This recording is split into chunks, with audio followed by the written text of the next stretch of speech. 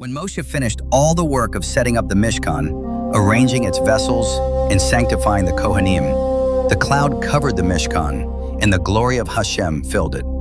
So much so that Moshe could not enter the Ohel Moed. Then Hashem called to Moshe and spoke to him from the Ohel Moed, beginning to instruct him in the laws of Korbanos. What is the purpose of Korbanos? A sin offering humbles a person before Hashem and reminds him that for transgressing against the Holy One, blessed be He, it should have been Him. If not for Hashem's mercy and kindness, that we are flesh and blood, this would be our fate. But the Korbanos go even deeper than that. We see our forefathers bringing burnt offerings in Shelamim before receiving prophecy, from Noach to Bilam. The sacrifices draw a person closer to Hashem and can elevate him to the level of receiving His message. Korbanos are not just about atonement, they are about closeness. The more a person humbles himself and draws near to Hashem, the more he opens himself to something higher. Parshas Tzav teaches about the Korban Todah, the thanksgiving offering.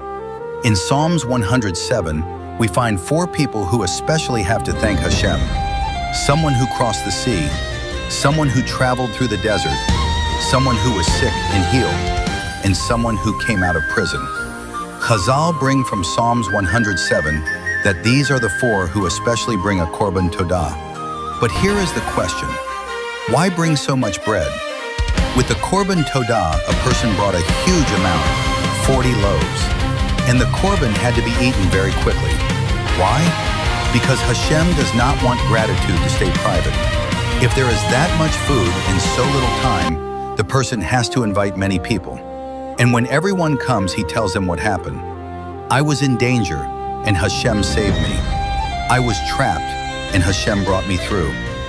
That is the message of the Korban Todah. Not only to feel thankful, but to speak it, to share it, and to make known Hashem's hashgacha pratis, that He is not distant, but involved in the world, in people, and in the details of their lives.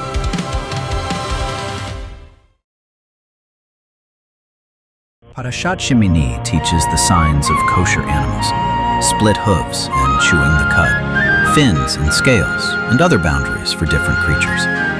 But the Torah is doing more than giving food laws. It is teaching us what holiness is. Kedushah means separation. Separation creates distinction. Distinction creates clarity. The Torah warns, do not become impure through these things. Why? Because impurity is not just a status. It does something to a person. It blurs boundaries. It mixes what should stay separate. And when that happens, the soul grows foggy. Judgment weakens. Clarity weakens. So the Torah gives us boundaries not to trap us, but to lift us. To make us a nation set apart. A nation of distinction, clarity, and holiness before Hashem. Parshas Behar teaches a powerful lesson about who the world really belongs to. Hashem tells Moshe to say to Bnei Israel, when you come into the land shall rest, a rest for Hashem. The Malbim explains that just as a person works for 6 days and rests on the 7th, the land too is worked for 6 years and then must rest in the 7th. Shemitah is not just agricultural law. It is a reminder that Hashem created the world.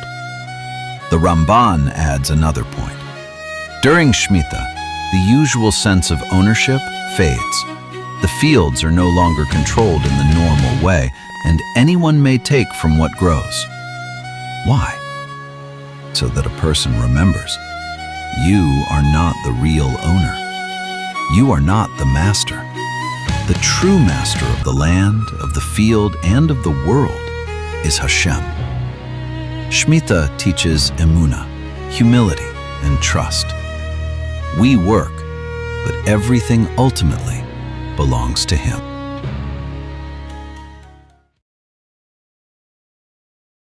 Parshas Bechukosai lays out 2 paths. Hashem says, if you walk in my statutes and listen to my commandments, then blessing will come. The rain will fall in its time, the land will give its produce, the trees will give their fruit. There will be peace, strength, and victory. But if we do not listen to Hashem, the opposite happens. There will be no rain. The land will not give its produce. There will be fear, sickness, destruction, and exile. But the Torah says it in a very unusual way. If you despise my statutes, and if your soul loathes my commandments, then I too will do this to you. The Malbim explains, this is midah keneged midah, measure for measure. Hashem is saying, if you despise my laws, then I too will act toward you with rejection.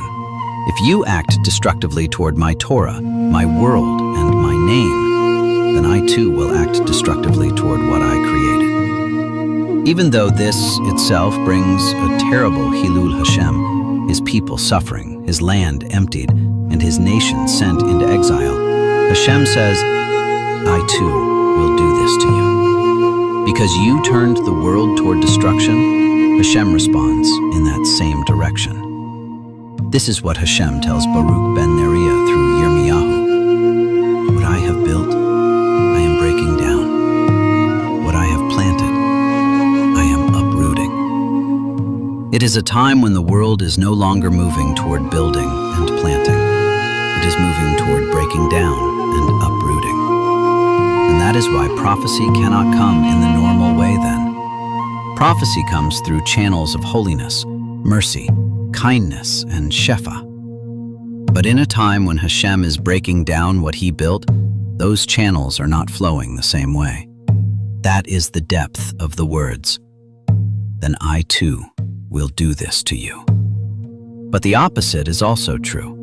When we walk in Hashem's ways, we build the world.